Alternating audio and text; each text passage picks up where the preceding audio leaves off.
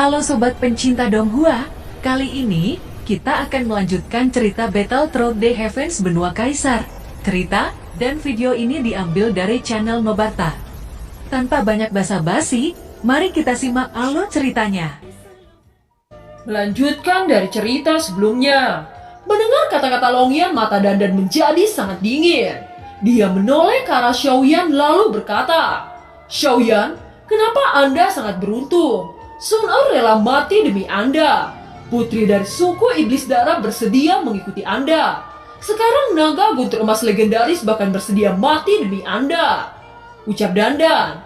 Mengingat kejadian-kejadian itu, Dandan merasa sangat iri kepada Xiaoyan. Mata yang penuh dengan iri dengki berangsur-angsur menjadi dingin. Dia berkata dengan bangga, "Jika Anda tidak menerima tawaran saya, hari ini Anda akan terkubur bersama dengan Xiaoyan," ucap Dandan. Setelah kata-kata Dandan jatuh, dia mengangkat tangan, memerintahkan untuk menyerang kelompok Xiaoyan. Melihat tanda perintah dari Dandan, Dan Chen melangkah maju dan dia berubah menjadi kera besar. Dengan santai dia melemparkan tinju secara acak kepada Longyan. Longyan yang melihat itu menghindar dengan sempurna dan tinju Dan Chen menghancurkan bukit.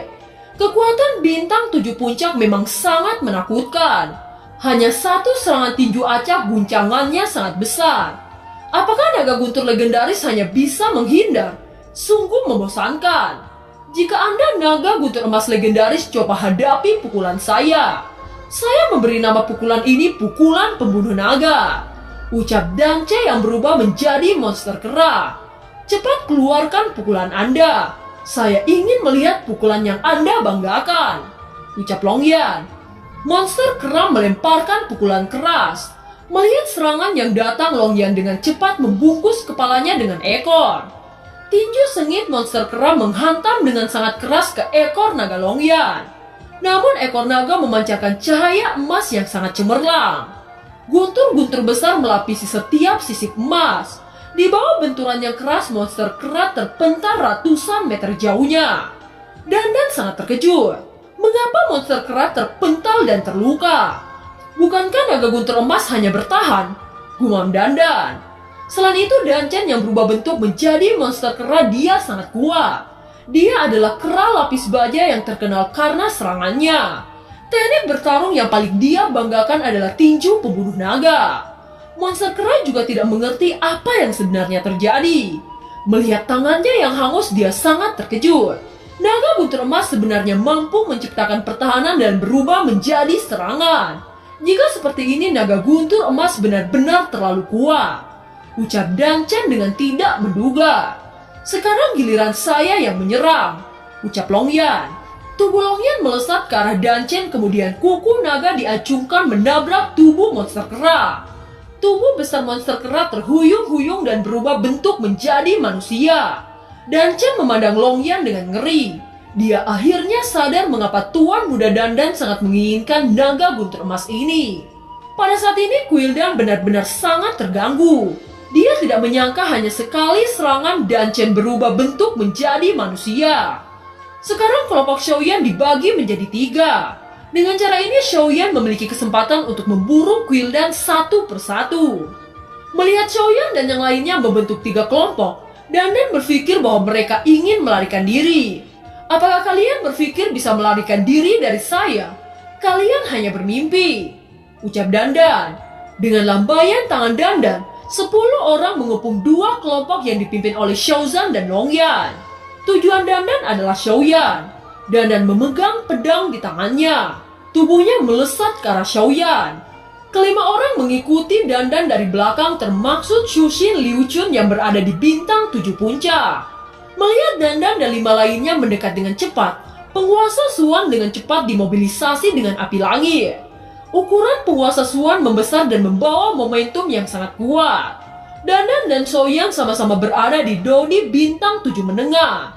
Namun dia sangat berani menyerang Xiaoyan. Penguasa Suan dengan cepat melesat ke arah Dandan. Melihat serangan yang kuat menuju Dandan, Susin dan keempat lainnya yang mengikuti Dandan dengan cepat memblokir serangan itu. Xiaoyan adalah jenius tak tertandingi pertama dari generasi baru. Mereka semua ingin melihat sejauh mana kekuatan Xiaoyan. Kaki Xiaoyan menekan tanah. Nyala api merah menyebar di sekitarnya dalam sekejap. Teknik 10.000 langkah. Teriak Xiaoyan. Tubuh Xiaoyan menghilang tanpa jejak. Kelompok dandan yang melihat ini mereka sangat terkejut. Dengan persepsi mereka sebenarnya mereka gagal mendeteksi Xiaoyan. Tiba-tiba di atas kepala kelompok dandan Xiaoyan muncul bersama ribuan bayangan penguasa Suan membawa jejak api melesat tanpa peringatan. Kelima orang termasuk Su Qin dan Liu Chu dengan cepat menunjukkan kemampuan bertarung terkuat mereka. Mereka membentuk perisai gabungan untuk memblokir penguasa Suan yang jatuh. Di sisi lain, kelompok Longyan dan Xiaozan juga bertarung melawan dua tim lainnya. Pemimpin tim yang menyerang kelompok Longyan adalah Dan Chen yang telah dilukai oleh Longyan. Dia menolak untuk kalah dan bertekad untuk balas dendam. Namun dia tidak berani gegabah dan memiliki rasa takut yang masih melekat di hatinya. Sekarang Dan Chen memasang perisai besi di lengannya. Dia dengan ganas melayangkan tinjunya dengan sangat keras. Sebelum tinju ganas menuju Longyan, tiba-tiba angin kencang disertai gelombang panas mengarah ke kepala Dan Chen. Dia mengangkat kepala dan melihat penguasa besar berwarna merah darah menebas ke arah kepalanya. Dengan keadaan panik, Dan Chen mengangkat perisai. Penguasa Suan yang membawa api langit merah membelah perisai Dan Chen. Tetapi di bawah serangan Xiaoyan, Dan Chen hanya merasa sedikit mati rasa di tangannya. Dan Chen yang tidak terluka oleh serangan Xiaoyan, dia hanya berkata, "Berani menyerang saya hanya dengan kekuatan bintang 7 menengah." Dan Chen melihat Xiaoyan terbang melewatinya dengan mata menghina. 4 Dodi bintang 7 Quildan juga mencibir. Hanya begini saja kekuatan jenius tak tertandingi. Sangat membosankan, ucap orang-orang Quildan. Namun serangan Xiaoyan hanya pengalihan. Ziying yang melihat perisai terbelah membentuk seringai di sudut mulutnya. Sosok Ziying terbang seperti hantu. Aura dingin dengan cepat melebar ke leher Dan Chen. Hanya butuh satu tarikan nafas saat leher Dan Chen sudah terpotong. Dan Chen mati tanpa kepala. Bahkan matanya masih menatap Xiaoyan dengan tersenyum. Dalam sekejap tubuhnya jatuh dan runtuh. Hampir pada saat yang sama ada jeritan yang mengenaskan dari kelompok yang menyerang Xiaozan. Ketika semua orang melihat, mereka terkejut menemukan bahwa sosok Xiaoyan sudah berdiri di depan mayat yang menyerang kelompok Xiaozan. Membunuh 2 burung dengan 1 batu. Pembunuhan yang dilakukan Xiaoyan bahkan sangat cepat dan bersih. Melihat adegan ini, Dandan dan Susin hampir memuntahkan seteguk darah karena marah. Dandan tidak menyangka dengan kekuatan timnya saat ini kelompok Xiaoyan sudah membunuh 2 Dodi bintang 7. Susin juga tampak pucat saat ini. 15 kaisar yang bertarung adalah elit dari Quildan. Sekarang 3 elit telah mati dan itu membuat Susin sakit hati. Pada saat yang sama orang-orang Quildan mengerti bahwa Xiaoyan membagi kelompok bukan untuk melarikan diri. Tetapi Xiaoyan sengaja melakukan ini agar banyak kekuatan yang tertuju padanya. Saat ini Xiaoyan mengeluarkan teknik bertarung yang aneh dan langsung menyerang menyelinap di kedua kelompok yang berbeda. Kita harus membunuh Xiaoyan dengan cepat, ucap ke-6 kelompok dandan bergegas menuju Xiaoyan. Namun dengan cepat Xiaoyan melesat serangan kuat di depan Dandan. Melihat penguasa Suan melesat ke arahnya, Dandan berhenti dengan cepat. Dia mengangkat pedang saat memblokir serangan yang datang. Melihat serangan Xiaoyan, Susin dan keempat lainnya juga mengeluarkan teknik pertempuran. Walaupun serangan Xiaoyan diblokir oleh ke-6 kelompok dandan, tetapi setelah Xiaoyan mengetahui misteri api surgawi, serangan yang dilancarkan Xiaoyan membawa aturan-aturan api surgawi. Ke-6 keterampilan bertarung dari kelompok dandan sedikit terkejut dengan serangan yang diluncurkan oleh Xiaoyan. Ledakan terdengar dari atas langit. Suara siulan yang tajam seolah-olah merobek seluruh ruang. Kelompok dandan terhuyung-huyung mundur beberapa langkah. Sedangkan Xiaoyan mundur 10 langkah sebelum menstabilkan tubuhnya. Meskipun kelompok dandan lebih unggul dalam serangan barusan, tetapi tidak ada kebanggaan di mata mereka. Kekuatan Xiaoyan melebihi perkiraan mereka. Pada saat ini tubuh Xiaoyan tiba-tiba memancarkan suhu yang mengerikan saat menyatu dengan api surgawi. Melihat Xiaoyan menyatu ke dalam api surgawi, kelompok dandan sangat terkejut. Mereka tidak dapat merasakan keberadaan Xiaoyan melalui persepsi jiwa. Sial, Bagaimana mungkin bocah itu menghilang dari persepsi jiwa? Semuanya waspada dengan serangan kejutan Xiaoyan. Teriak Dandan. Dandan berteriak untuk memperingatkan kedua kelompok yang menyerang Longyan dan Xiaozan. Akan tetapi ketika teriakan Dandan baru saja jatuh, salah satu kelompok Dandan yang mengendurkan kewaspadaan tiba-tiba angin panas menebas di belakang pria itu. Pada saat yang sama pria itu mengangkat tangan untuk memblokir angin panas. Namun di bawah serangan yang kuat, tangan pria itu terbentur sangat keras oleh penguasa Suan.